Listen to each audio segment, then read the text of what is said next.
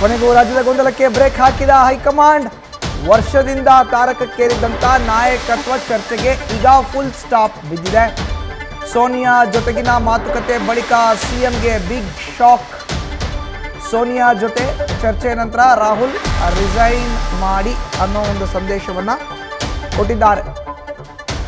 ರಾಹುಲ್ ಗಾಂಧಿ ಹೇಳಿದ್ರೆ ಒಂದೇ ಒಂದು ಕ್ಷಣ ನಾನು ಆ ಸೀಟ್ನಲ್ಲಿ ಕೂತ್ಕೊಳ್ಳಲ್ಲ, ನಾನು ರಾಜೀನಾಮೆ ಕೊಡ್ತೀನಿ ಅಂತ ಹೇಳಿದರು. ಹೀಗಾಗಿ ನಿನ್ನೆ ನೀವು ರಾಜೀನಾಮೆನ ಕೊಡಬೇಕಾಗತ್ತೆ, ಪದತ್ಯಾಗ ಮಾಡಬೇಕಾಗತ್ತೆ ಅನ್ನೋ ಒಂದು ಮಾತನ್ನು ಹೇಳೋದಕ್ಕಿಂತ ಮುಂಚೆ ರಾಹುಲ್ ಗಾಂಧಿ ಅವರು ಸೋನಿಯಾ ಗಾಂಧಿ ಅವ್ರನ್ನ ಭೇಟಿ ಮಾಡಿ ಅದು ಆದ ಬಳಿಕ ಬಂದು ಸಂದೇಶವನ್ನು ಸಿದ್ದರಾಮಯ್ಯನವ್ರಿಗೆ ತಿಳಿಸಿದ್ದಾರೆ.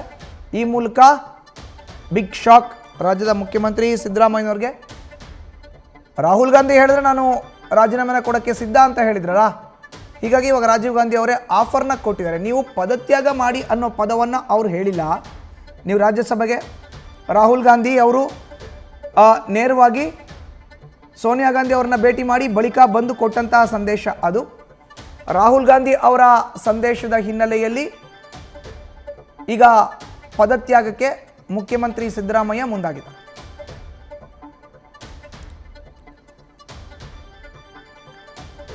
ಕಳೆದ 1 ವರ್ಷದಿಂದ ರಾಜ್ಯದಲ್ಲಿ ನಾಯಕತ್ವ ಬದಲಾವಣೆ ವಿಷಯ ತಾರಕಕ್ಕೇರಿತ್ತು. ಹೀಗಾಗಿ ಈಗ ಕಡೆಯ ಹಂತದ ಪ್ರಕ್ರಿಯೆ ಇದು.